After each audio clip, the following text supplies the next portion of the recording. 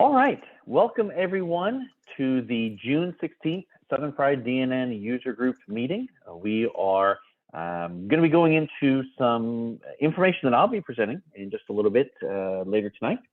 But we're going to start off, as we always do, with a little bit of community information and tips and shout outs to things in the community and things that are going on. Co-host here, David Poindexter, is recovering from a bit of COVID that has kicked his butt. It's kind of run through the office and through the areas there too. Alessandra Davies is with us, and she is just recovering recently. So I do know that even though it's summertime here in Eastern North Carolina and Eastern coast of the U.S., it's still running around and it's still kicking people's butts. So everybody, be careful. Take care of yourselves. Hydrate. Mask up. Vaccine and boost, and do what you can to help keep yourself safe, because it's hitting everybody. So David, get well soon. Hope you're feeling better soon. But he is on, and he'll also be helping us moderate chat and chiming in here, especially if there's stuff to add in that I skip or miss.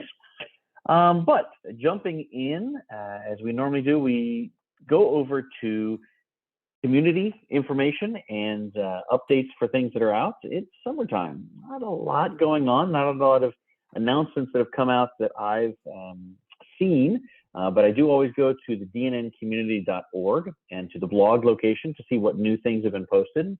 And of course there, if you take a look, everything lately has been updates and information about Too Sexy content.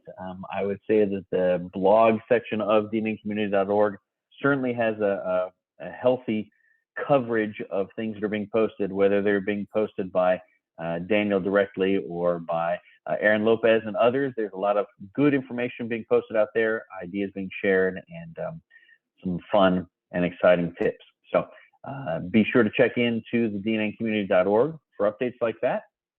You can go directly to sites like the Too Sexy side directly, but the community side will help keep you integrated with everything else that people are posting as well.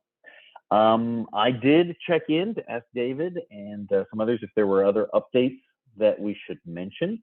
Not quite yet is the result, but it does sound like soon there will be a version of the new resource manager that could be ready for testing soon. So it could be going into a version soon for updating testing.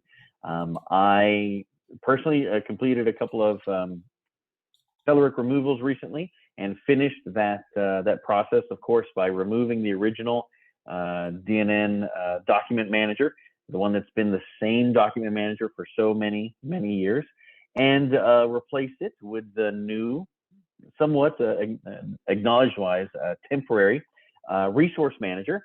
And that resource manager gives you the file management that looks and feels like what is present inside of Evoke, and it works. It's Telerik free, and it lets you browse, through your folders and file structure as needed. But it's big and square and graphical. I want a list view. I want a tree view. I can expand and collapse. It's missing several features that I would want it to have, and it does seem as though the new version of the resource manager that's coming is going to be impressive and exciting, with some of those features coming back. So for everyone who's working on removing Telerik, know that resource manager you are working with now is the current temporary version, and there's something new on the horizon. And when we get some good updates from that from folks like David Poindexter or Daniel Vladas, we will be sure to bring them here so we can all share in that and see what it looks like. David, if there's anything else you'd like for me to suggest, I'll kind of open it up to those that are online with us now. We've had Jeremy join, and we've had Tammy saying hello from Illinois. So good to see everyone here online. Same thing to everyone who's joining this recorded session after the fact. Always glad to have you here watching with us, either on the night of live with us, join the peanut gallery, and heckling and good questions are part of fun that we have there. But then at the same time, glad to also have you watching after the fact and sharing and posting information with others. So thank you for being here with us tonight, everybody. DNN Connect is also coming up I think that if you are planning to go to Milieu, France, you've already planned that trip and planned that activity. If not, I'm sure you can still get into it. I want to go back on the screenshot there.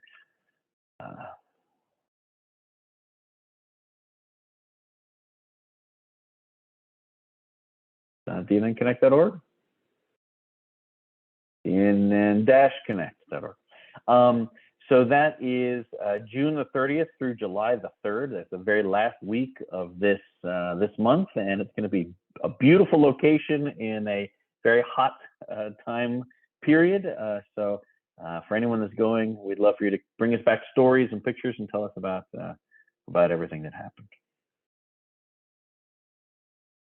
Okay, well, let's dive into the main content for the night.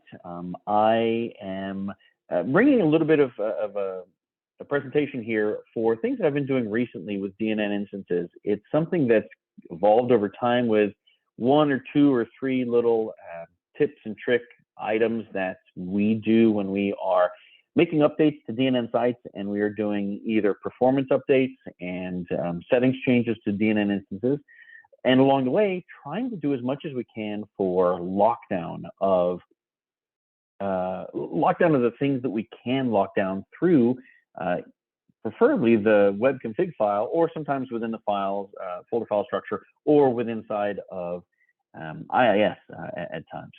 And I've kind of collected these all together in my favorite go-to web config updates. These are the things that I'll do again and again. If I'm touching a DNN instance and I'm upgrading it from 8 to 9x, or if I'm updating it from 9.1.1 all the way to 9.10, if I'm bothering to do work in which I'm cleaning up the web config, then this is one of the set of steps that I'm going to go through and do. And I kind of have a boilerplate version of the web config changes with a lot of notes in it, with a lot of help text and a lot of notes. And my plan here is to conclude the session tonight by posting that file and those items to the blog post. That way, anyone who watched tonight or anyone who watches afterwards can grab that, and for what it's worth, go through it and see what items there apply to you and to your sites that you can put in place and reuse from these same edits and actions. So let's dive in and let's talk a little bit about the scans that we're doing here. Primarily, we're going to be looking at 2 different scanning tools that are online scanning tools. I have been working on the Southern Fried DNN website as an example. So the Southern Fried DNN website is running DNN 9X, I think it's 9.1.1 at this point. Has a couple of things that need to be done before it can upgrade higher. This is the instance that we're going to be playing with. I wanted to be able to show it to you live and play with it while we were making changes and running these scans. So earlier this week, before I started using it as an example, it was getting F rankings on both of the scan tools. And I think I left something turned on because instead of getting an F, it's giving the confusing E rating. So it's not quite as bad as an F, it's just an E. But anyways, I'll introduce these scanning tools and I'll talk a little bit about the process with these. But often when you take a DNN instance, a vanilla DNN instance that is unaltered or unmodified, and you install it and then run a test, DNN is going to get an F grade on both of these particular testing tools. The first testing tool here is testing security headers, and it's from securityheaders.com. The second one is a Mozilla test called observatory.mozilla.org. And both of these are testing for things about your security policies, about cross-site scripting, about your content security policies, and the settings that you have that are displayed when a browser hits your site and pulls down all that information. It's pulling down a lot of header information. And one of the things about security for DNN and any system is that you gain some level of security through obscurity, a level of protection, because you're not blatantly saying, I'm running ASP.NET version XYZ, because you're not saying, I'm running on a Windows IIS server and I'm running Plesk. And what version of Plesk am I running? The more you can remove that information, that unnecessary information that doesn't need to go out in the headers, the less information there is for bots and crawlers to have when they're crawling your site and identifying what you have in place. Anything you can do to kind of make your overall footprint more generic, less information giving, then you're not going to be identified as immediately as having, certain number of components installed on your site. The less you show that way, the more they're going to have to work at tagging and marking your site as specifically being DNN and running a certain version of ASP.NET, so that then they know they can apply, these pressures or these tactics. So that's ultimately what we're doing here, is we are removing and locking down different little things for the security headers of DNN, and primarily these are being done through the web config. And we're gonna dive into those. Most of this information from these different scanning tools came to me, or rather the fixes for these different items came to me from looking through how to modify and update these through the web config. And the primary resource that I use is the OWASP Secure Headers Project. OWASP, or the OWASP Foundation, is a security-focused nonprofit foundation that works to secure software in general. And so they put out different information, and they have people who are working to help secure and help lock down different types of software. And they have this secure headers section of information that actually is platform in specific. It has information on LAMP and Linux side things. It has stuff for us with web config changes and things like that. And so as we go through the information, we're going to jump back and forth on pages and content that are here, but I want to give you a little bit of a tour of this, and we'll talk about how then it's used back over on the web config that we're going through. First off, there's a little bit of an introduction here that talks about what this is and why. But this is also a useful tool or a resource. If you are having scans done on your website and people are telling you, or these scanning tools are telling you, that you have problems with certain specific items, you can come here to find out what they are. So you understand that you have cross-site scripting, or you have X-frame or cross-frame and iframe type vulnerabilities or issues, then you can come here to find out more about them, to understand what the options are, how you can claim or set different items, and the way that they can be displayed. And then there's a lot more information to dig into and learn more about those items if you need to dig deep.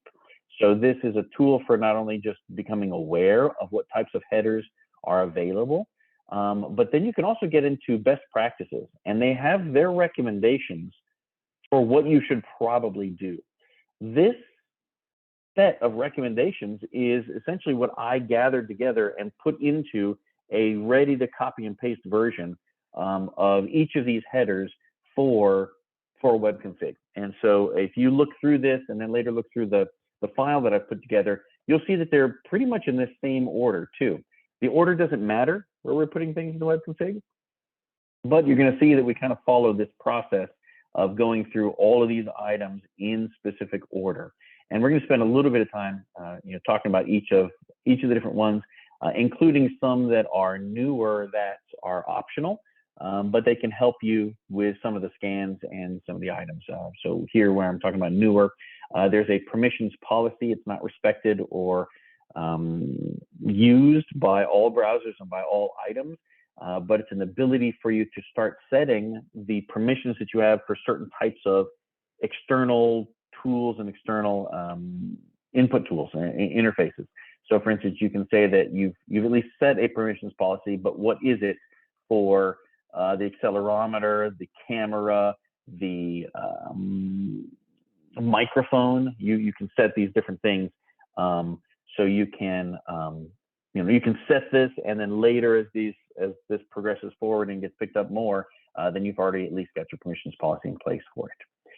So let's without further ado, go kind of back to these scanning tools, and then we're going to get back to the web config because I want to dive right in. Before I do that, though, I wanted to show you, let's see, technical resources. Here we go. So this is where I got these tools from for scanning. I have used a few of the different tools that are my favorites. Other ones, they're similar to each other, but maybe it's harder to refresh a scan on them, or they scan but they don't let me share it. These two particular tools are my favorites. One of them is securityheaders.com. This one is the one that we're going to be looking at mostly today.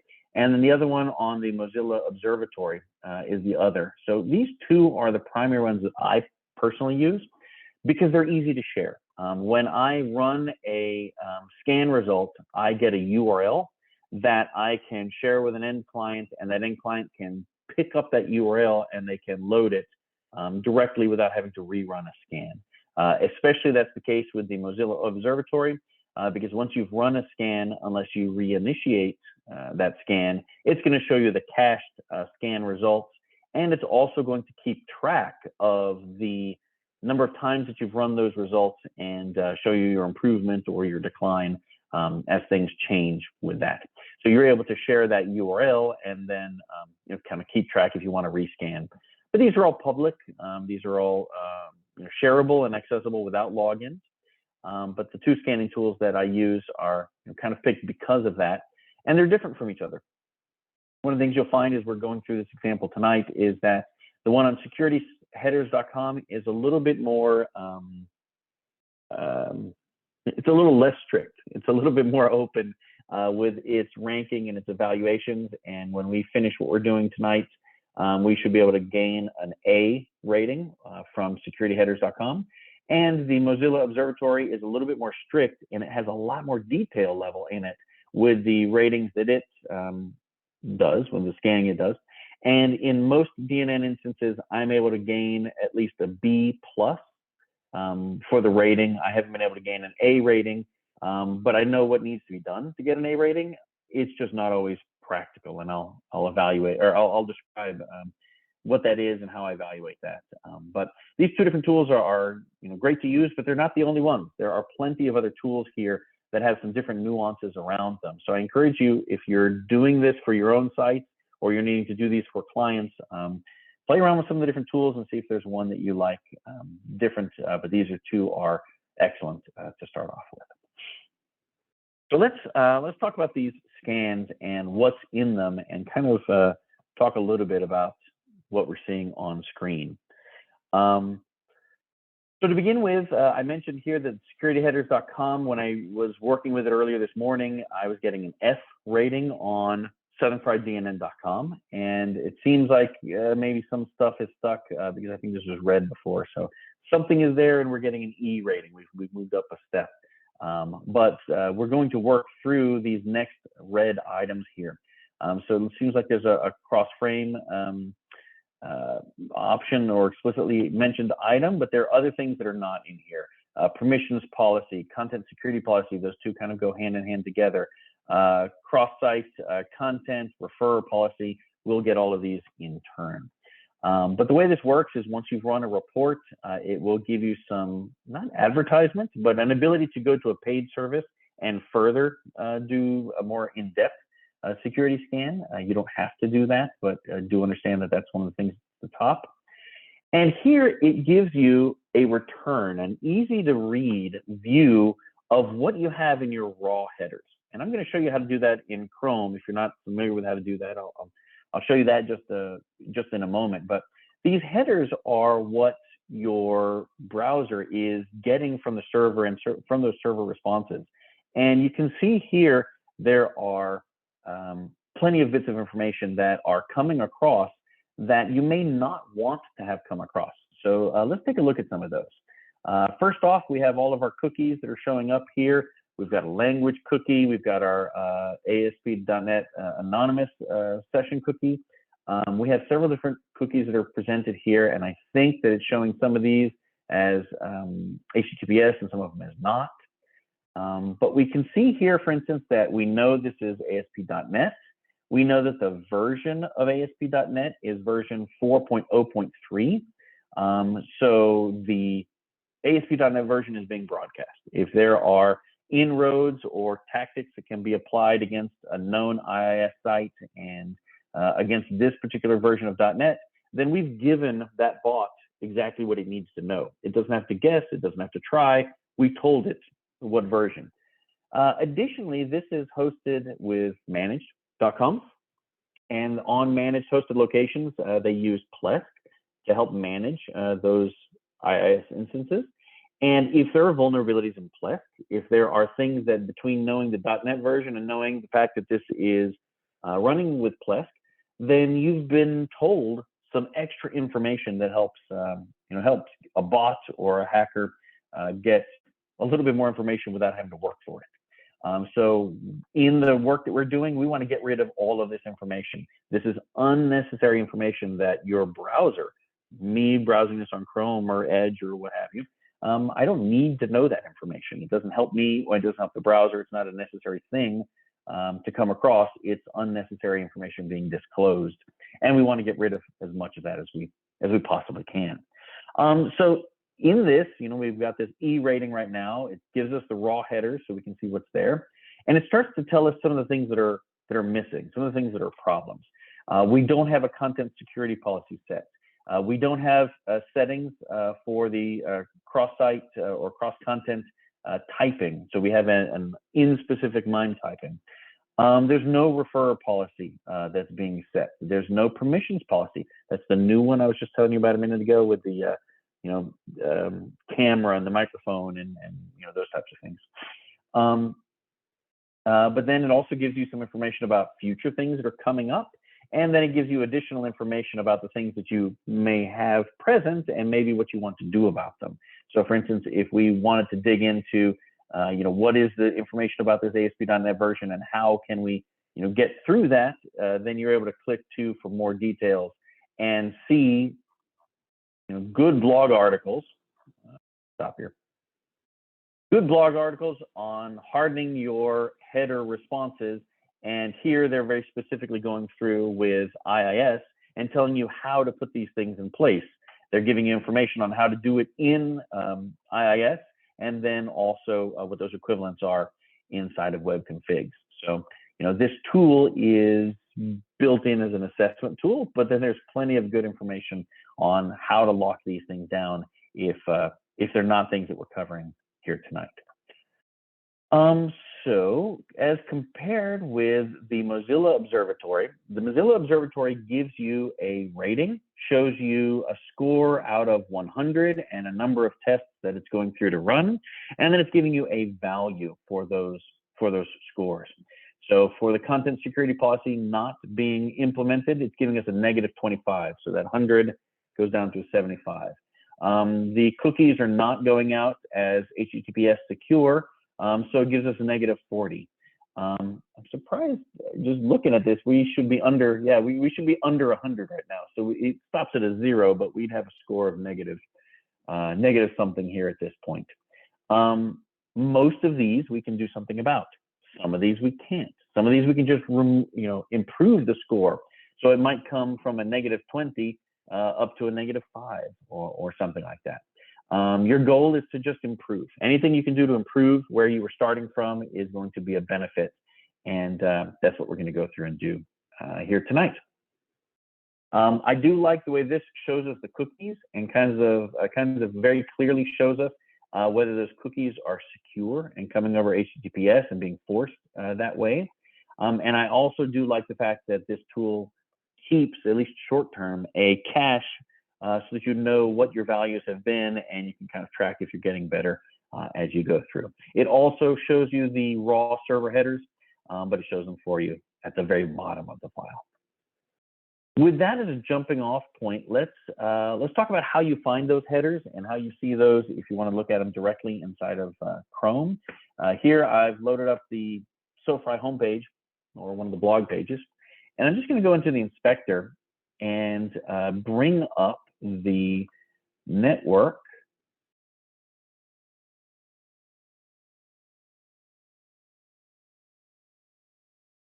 and just take a look at the headers that are showing here. So what I've done is load the network tab in Inspector. I've reloaded the site so it reloads those resources, and I've selected the main page that we're on. And when you do that on the right, you end up getting a set of things such as your headers that you're able to see here. And again, we kind of went through those, seeing them in the testing tool, but here you can see them directly in your browser. We take a look at this and we can see that the ASP.NET version is 4.0.30. We can see that this is powered by ASP.NET. We can see that this is powered by Plesk. So we can see that Plesk is involved here. And these are just some starters for the items that we're going to be clearing out. But you can see here the rest of things like the cookies being set and whether they're HTTP or not.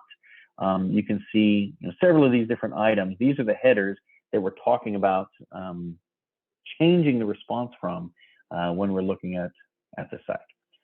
So let's kind of dive into our web config now.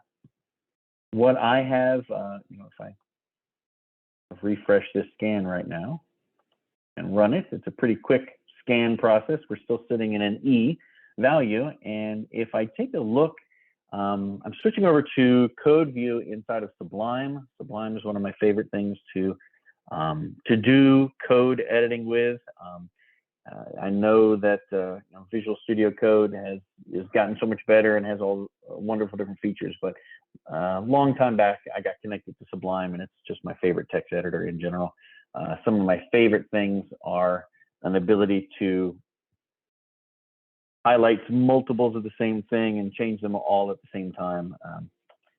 Some fun things that are easy to do in Sublime that I really enjoy.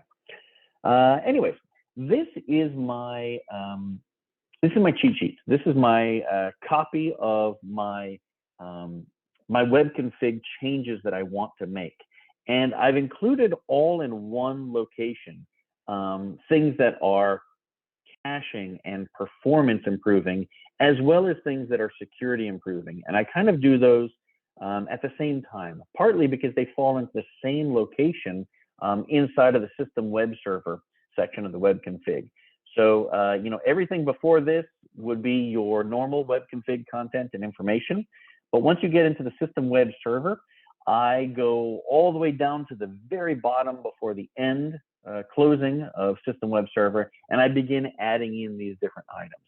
I'm just going to gloss over the top ones that are performance related, but in the file that I post, everything will be there so that you can grab it and use it as you need to.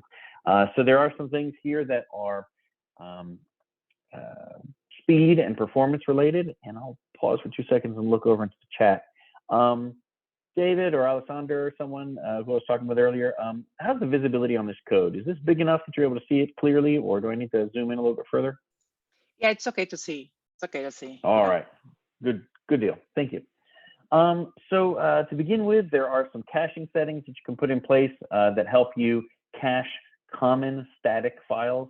So JS and CSS might not be as preferred to cache, but PNG, JPEG, GIF, the policy here is what you're setting for these. Also turning on gzip compression for your content. So we see here HTTP compression starting and the settings that we have set up for this. For the most part, this can be run on almost any Windows instance that you drop it into. Every once in a while, the location of gzip is different on a particular server. So every once in a while, when I put this in place, it breaks because I need to specify a different path there for gzip compression. But I would say 90% of the time, I just put this in and it works perfectly fine. That's another good tip to mention as well. I do these in breaks. I don't know if you can see here, but I have a divider, very, very overt divider lines, because I put these in groups one at a time, and then I test load the page. So I will update the web config, load the website.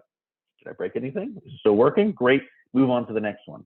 So, I'll tackle caching here first, and then I will tackle gzip compression, and I'll put that one in. If everything's good afterwards, then I continue on, et cetera, et cetera. So these are kind of my stopping and testing points. URL compression is one that I add in often, but that is also present now in newer DNN instances. So it depends on if you're starting fresh or you're upgrading, you may or may not have URL compression there. So do be careful to watch that you don't add something that was already higher up inside of your web config, though it's still going to be inside of your web server, system web server. It's not like it's going to be in a different section. Same thing with static content. I think that the default DNN instance 9 and above has in it some basic MIME settings here, but I put in a larger amount of these. Many times it includes the web fonts and some of these different things, but you'll find that it's a pretty big set. Again, so far all of these things, just because they're at the top of my file, are performance based or settings and caching based more than they are anything else. I also do put in both the IIS 7 and above HTTP errors, as well as rely on the other one that's present in the web config by default. It might be belts and suspenders to have them both running, but I go ahead and put them in for these different items. But here we go. Now we're getting into the meat and potatoes. This is some of the security settings that I put in for the web config. To begin with, I put in a default setting for directory browse false, so that it is explicitly stated. It should be there already within IIS, but often it's not. So by putting it in here in the web config, you are making sure to enforce the directory browsing is off. Sometimes I will also put a default document in there to make sure that default.aspx is started or enforced as the top first default document, but I've also encountered some problems doing that before, so I did not include it here in this generic one that I'm going to share with everyone in a little bit.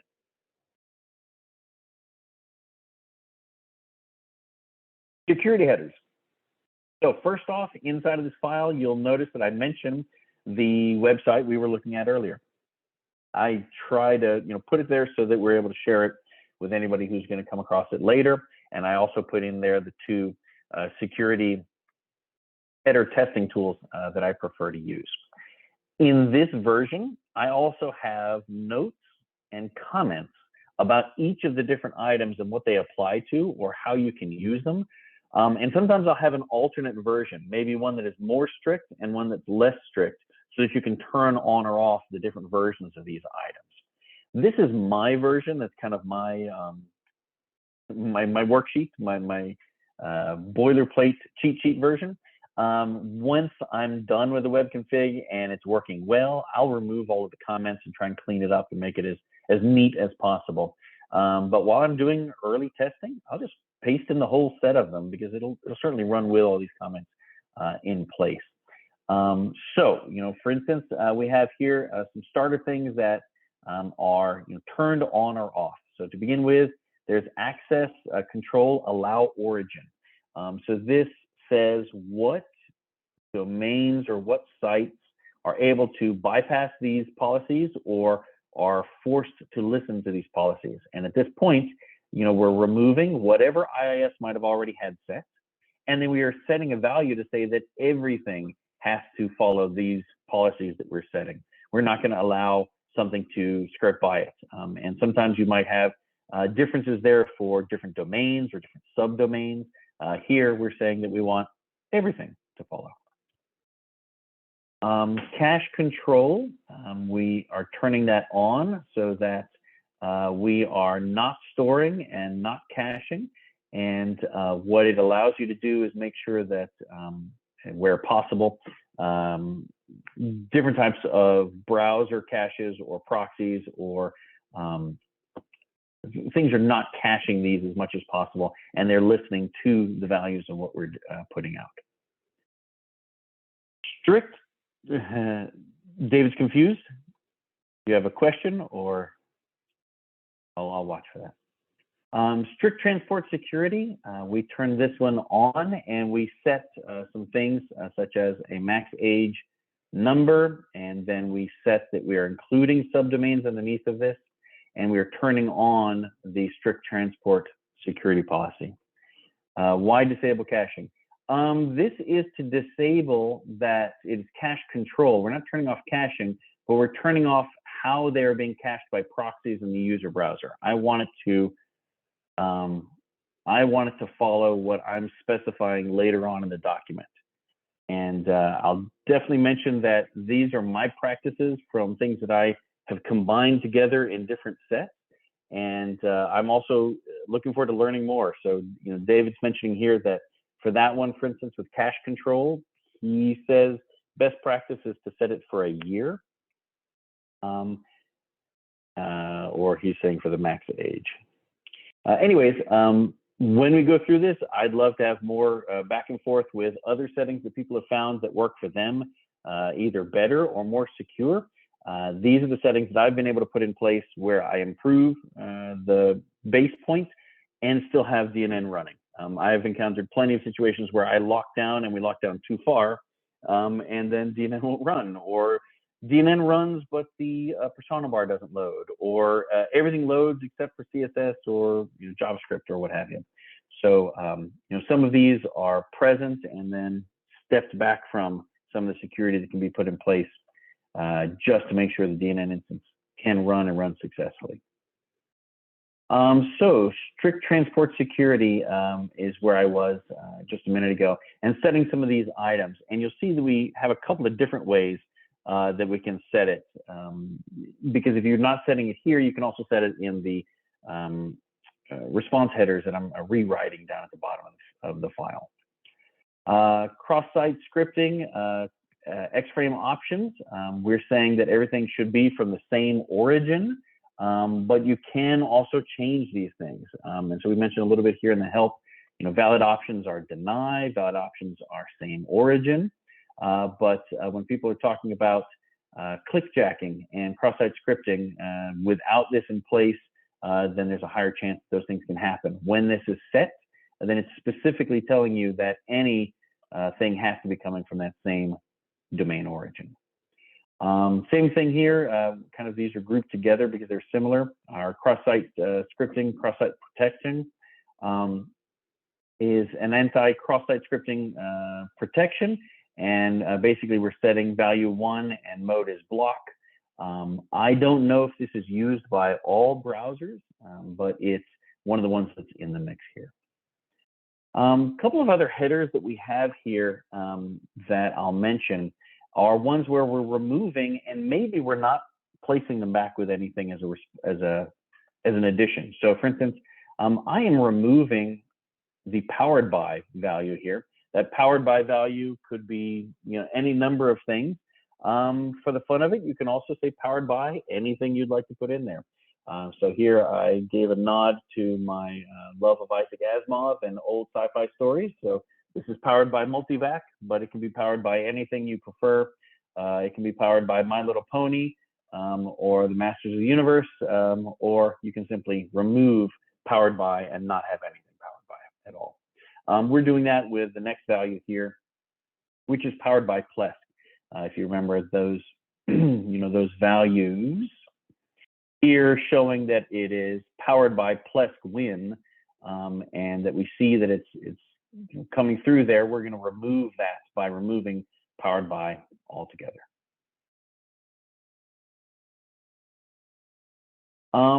So with the next item, this is probably where we have the most changes and edits necessary. So I have some pretty verbose information here for the content security policy.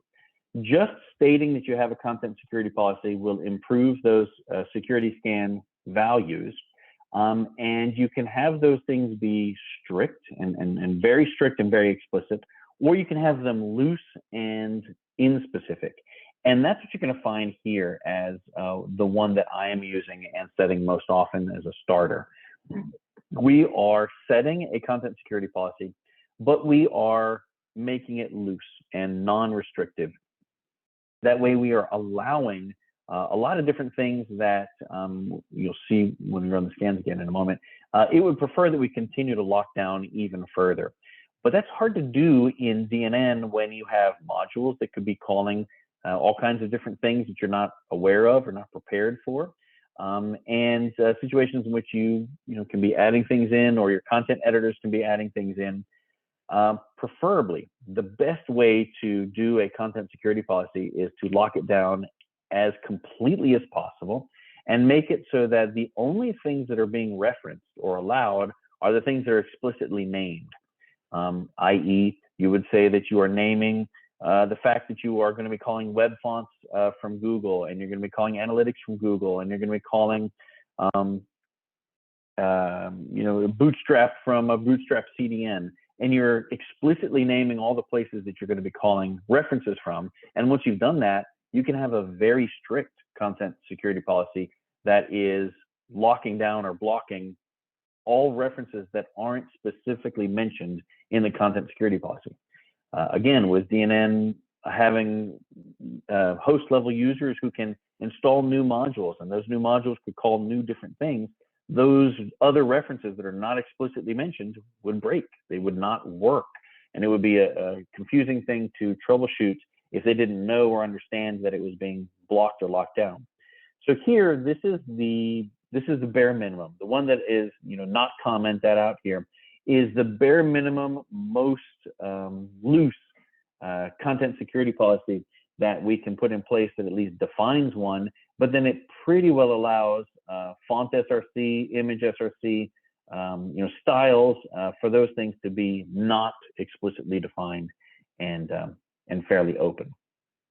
Some things in here, though, still will get blocked. I sometimes have problems with frame ancestors, so I either have to change this to none or change it to allow self, or I may have to remove altogether the reference to frame ancestors just to make it not part of the content security policy so that the site will load. So some of these things, you will see that I've got some notes in here and some descriptions of what can be done, but then sometimes it still takes tinkering with them to get it so that your site loads successfully once this is in place. E-tags is a newer item that is less necessary, less important to lock down. One thing I do mention here is that it is a little bit hard to do, and based on your version of IIS, it may be easy to do here with a tag like this. Otherwise, these E-tags I also clear out with a rewrite rule. So for the situations in which we're not able to call them by IIS, this rewrite rule always works. So that's part of why this one here is, why this one here is commented out, because I don't find it as reliable to use as the rewrite rule, which always works. A few other items in here that are fairly straightforward, forcing latest version of Edge and Chrome numbers here. These are just parts of the security header that are recommended. Cross-domain policy. Permissions policy, this is the location where I was mentioning to you those new device types. So this is where we're saying that there is a permissions policy in place, but we have not set any specifics for those. So accelerometer, camera, geolocation, gyroscope, magnetometer, that's pretty cool. Microphone's pretty straightforward. Anyways, we're at least setting a policy, but we're not setting anything specific about it. Just having a policy is a good start while this thing is being adopted and being worked through. It's a similar one here for this expect CT.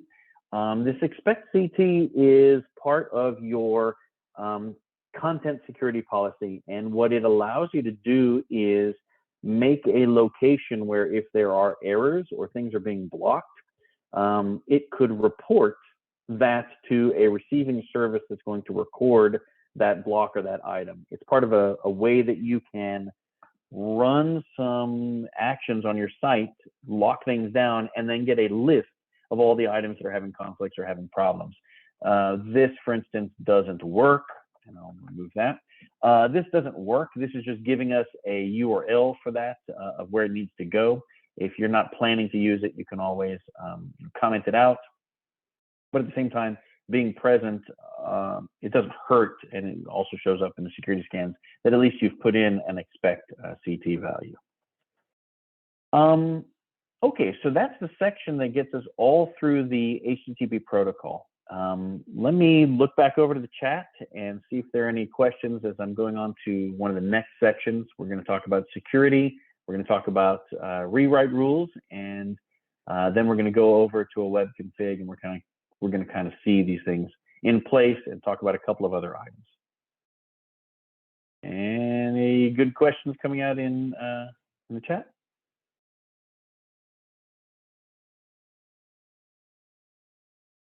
All right.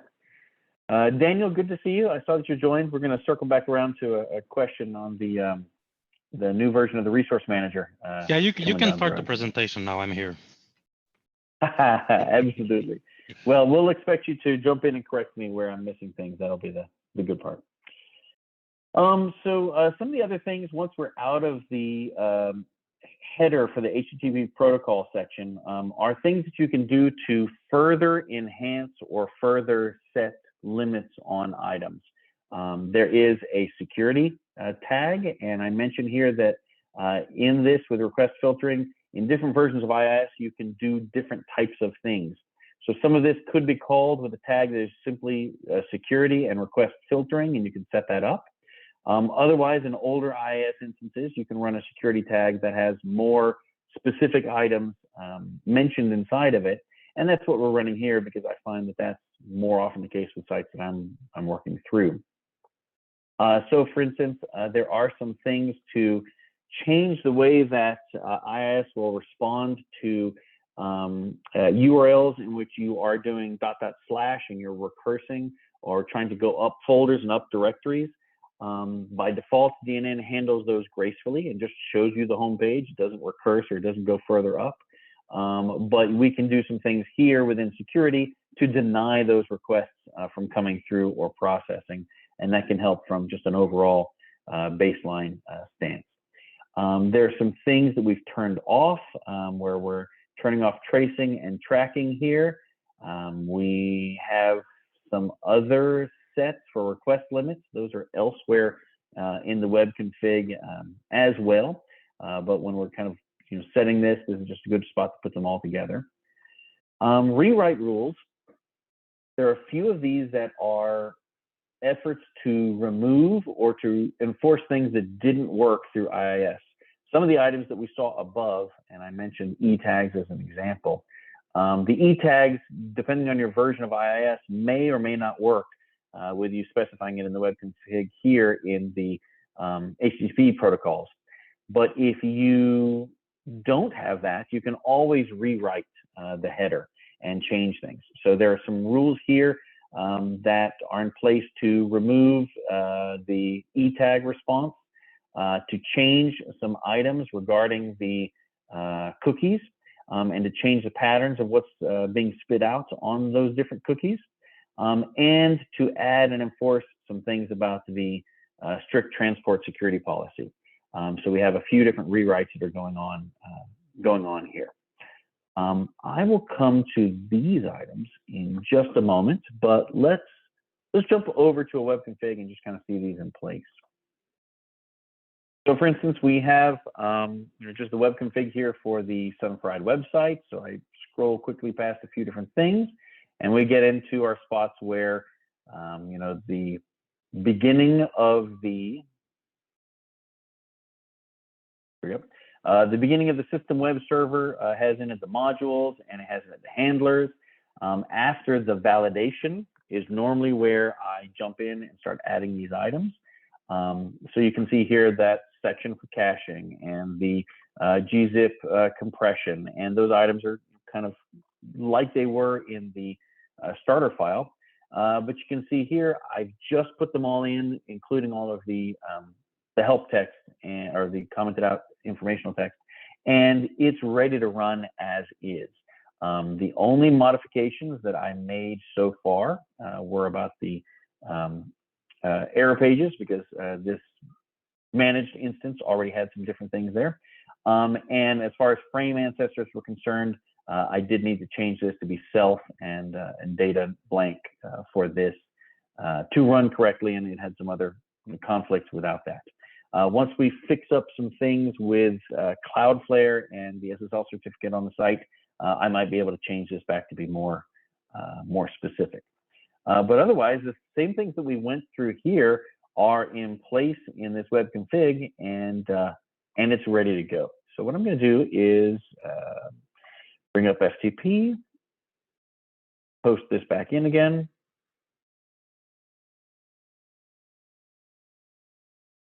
I'm going to refresh my website. Because I just changed the web config with the version that is including all these security items, it is restarting the site. Doesn't take too long to finish starting the site. And if we take a look at these response headers directly now, we should be able to see that we don't have, we don't have an ASP.NET version number. We don't have the fact that this is Plesk. We do have the fact that this is powered by Multivac, so that it is in better shape here. I'm already seeing good information here from David, who's posting a few updates. He's suggesting that rather than setting data to blank or none, he's suggesting that we put it to blob. I think here, I'll finish through some of these items, but if we're up for a working session, I'll start replacing some of these with your suggestions, David, and it'll be nice to see the changes or improvements as we rebuild it again. But going through with the tools, already with these items in place, we should be able to see that we've got a better scan results. So we had scan results of an E value here from earlier. If I go ahead and rescan,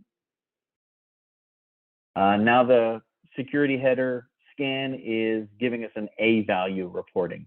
It's showing us that all of the primary items that it had as a concern have been taken care of, and that if you take a look through, it's in much better shape. It still gives you some suggestions for things that should be changed, and I can kind of mention a couple of these. But it still mentions a few things, but already we've improved or changed the value of what's present in the site as far as these security headers are concerned. If I take a look, however, in the observatory and I initiate a rescan, we'll see it run through that process. And one of the main things is that this one won't have improved that much at this point. And that's partly because of a situation we have going on with the SSL certificate. And it's a good example to mention, and I'll wait for it to finish as a result, and then we'll talk about it.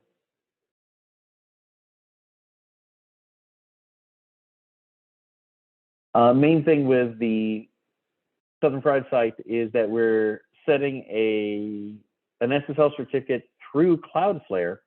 So it is Cloudflare's security SSL certificate. It is not actually a server level security certificate. So these scanning tools are able to get around that and are able to hit different requests without actually being HTTP enforced.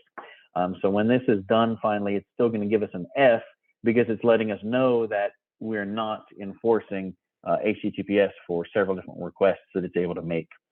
So it still gives it an F rating, but it does recognize other items were improved as it went through. I'll give it another second or two, and then I'll move on and come back.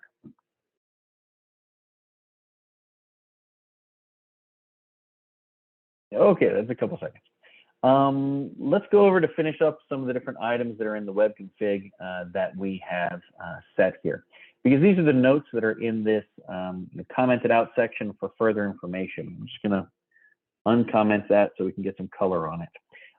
So further HTTP items that we do for security are done lower down in the system web and in lower sections of the web config.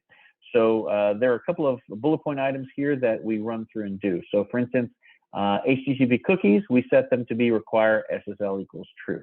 So if I do a search here for HTTP cookies, this require SSL is set to false by default. A DNN instance has to be as vanilla as possible, and it can't know whether it is or isn't going to have an SSL certificate available when you first do an install. So this has to be set to require SSL by the default settings as false. But once you are running with a secure certificate ready and in place, you can mark this as true. One of the next things is that in the anonymous identification section, we do two things. We mark cookie require SSL as true, and we also change and put a prefix onto this cookie name. So one of the things we do is have found is that the cookies that have a prefix of _secure are able to be marked as secure much easier, and that it is an additional item that's requested by these different scanning tools. Another item that's able to be put in place here is a value for a cookie required SSL equals true. So you've got two things to do on the anonymous identification section. Then back in HTTP runtime,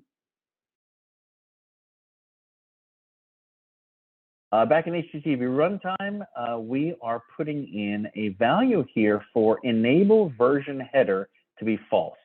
I have seen this already present in some DNN 9 instances. I've seen it not present in older versions that have gotten upgraded. So it's an item that we put in, and that's part of what helps remove the version number for ASP.NET, so that it's definitely not in there in the headers that are being spit back out. At the very end of the system web, we put in a naming for one of the cookies here. This is secure S. This cookie wasn't named or wasn't secure, so we're putting in a prefix for that cookie. So you'll find down at the very bottom of the system.web.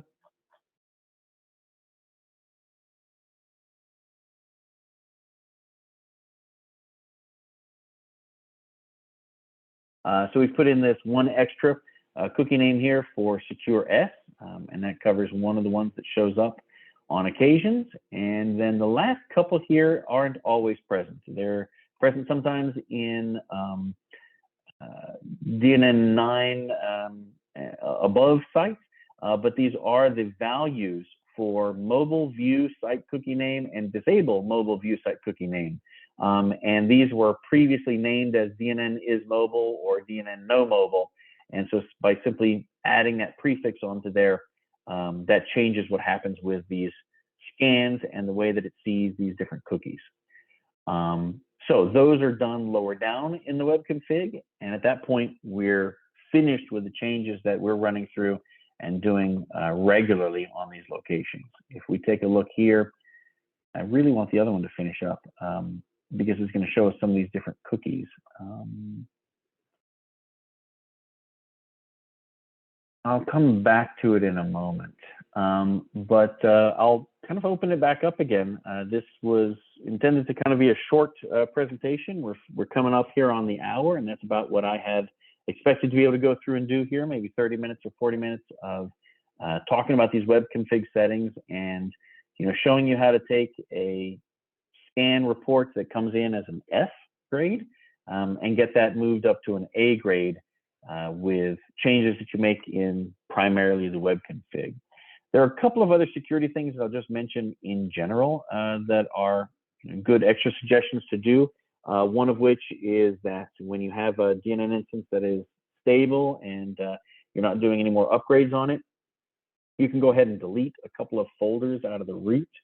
You can delete the documentation folder, and you can delete the licenses folder. That's just another example of something you can do to reduce the footprint that screams I'm DNN and that's what I'm running. So there are a couple of other cleanups that I do that are outside of the web config, and they include things like deleting your documentation folder and your license folder. Those folders are put back in again whenever you upgrade or whenever you do a brand new install. Those folders are put in by default. They're necessary to be distributed with the package for DNN, but you don't have to have them there to run. So they're perfectly fine for you to to remove, or if you want to nest them down into a lower folder or put them away somewhere, as long as they're not in the root, and then they don't give away some of the fact that this is a baseline DNN instance. While I'm kind of waiting for that other scan to finish running, which maybe it didn't want to run because I ran it within 5 minutes, or it's awaiting a scanner instance, which is telling me clearly. I'll go back to some of the things in the text and in the comments. David mentioned a couple of things, and he mentions there about Cloudflare SSL, and that is completely right. Cloudflare SSL needs to be paired with a real SSL certificate. So it's good to be in there in place. You can have a generic SSL certificate, or one that is a server-specific SSL certificate, and then Cloudflare can go on top of that and give you something that is going to display to the user perfectly well. Cloudflare, for me too, for sites that are, do not have anything secure or anything concerning on them, no e-commerce, no logins, no nothing that people are doing that are sensitive data, then I'm much less concerned with the SSL certificate, and we'll do that combination of a server generic one and a Cloudflare one on top. If it's an e-commerce website and it's something where I'm trying to do proper security, then I'm putting a full SSL certificate on, and I'm doing Cloudflare. It just depends on what's going on. But his point there was that you really can't use just the one. It will help get the nag message away, but you really need a full SSL certificate to be installed within IIS or within Plesk. Otherwise, it's not always going to cover the bases.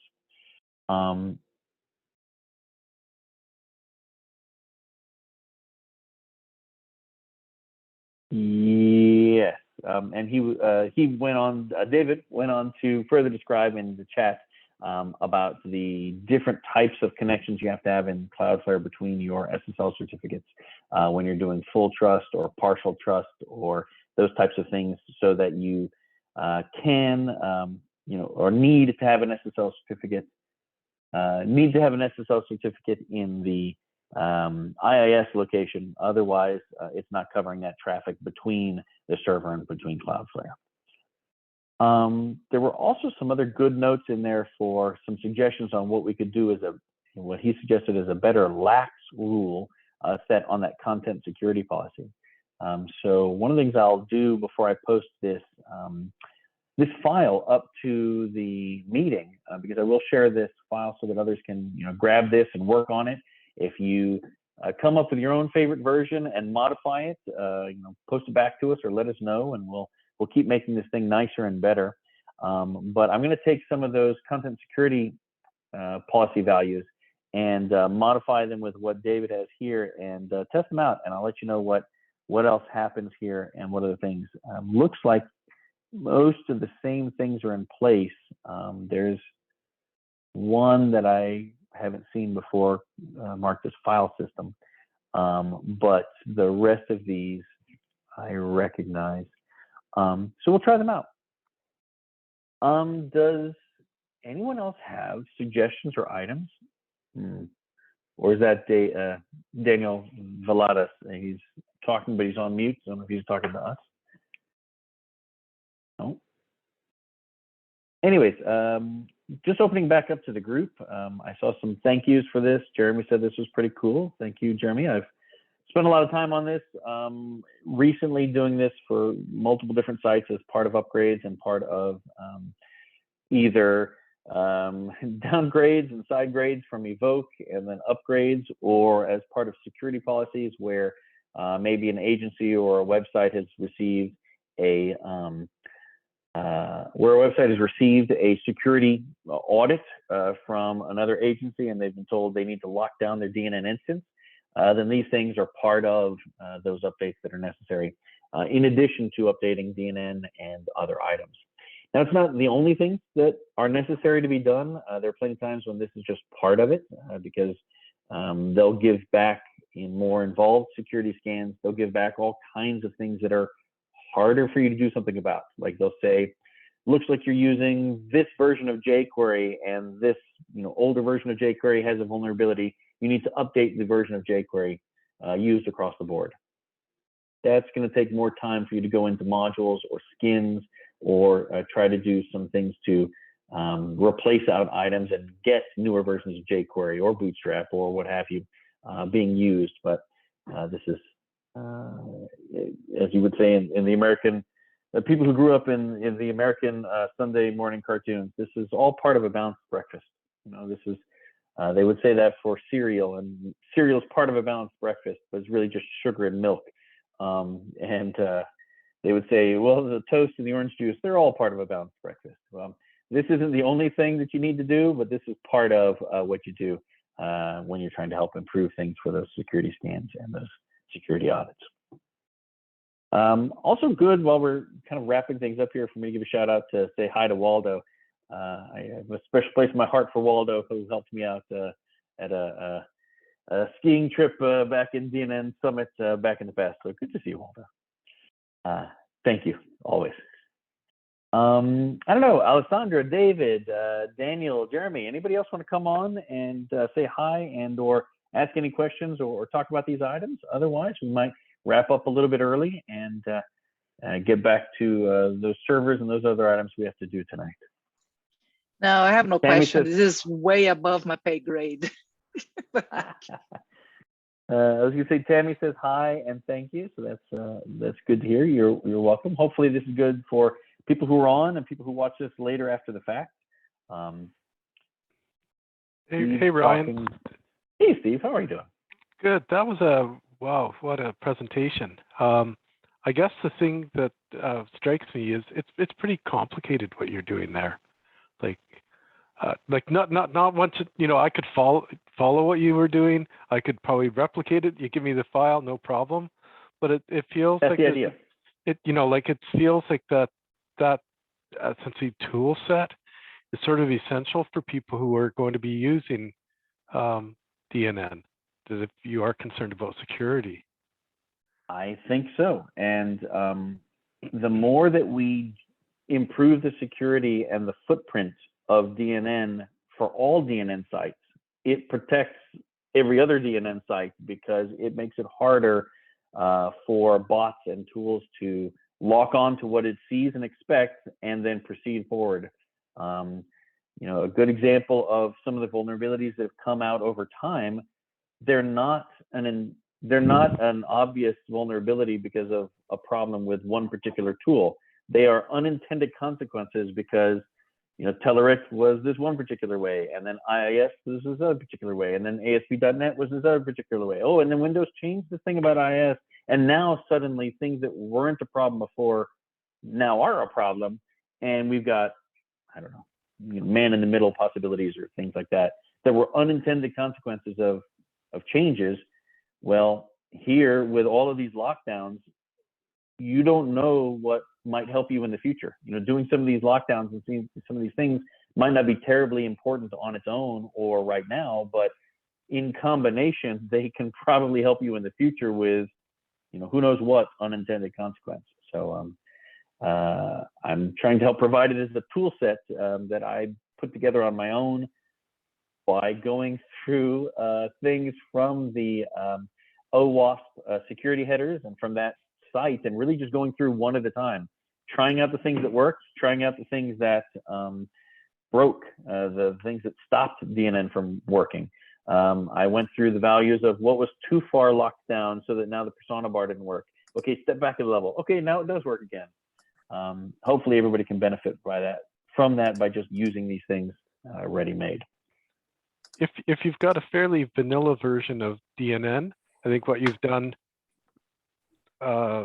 most of us can make this happen.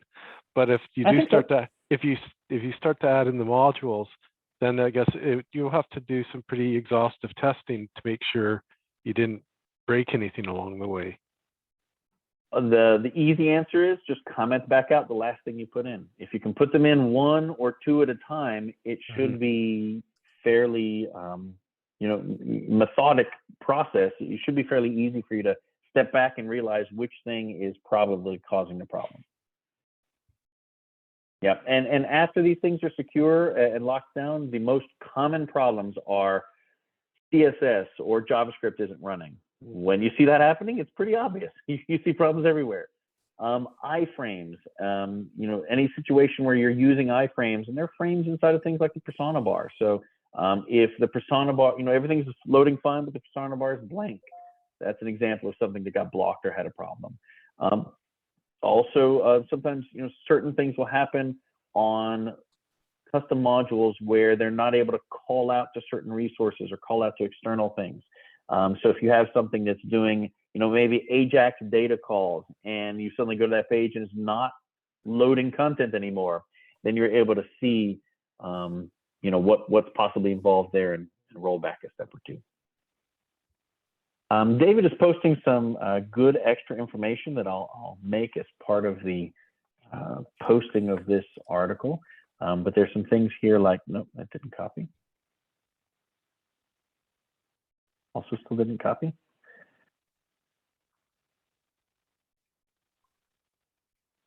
There we go. Some things like, further information on content security policies and information about what you can do to, lock these down. This comes from the folks at Too Sexy, so this is pretty nice. Martin up on the best security practices. Very nice. Very nice items. Some of these are in code and other items that you're able to do, but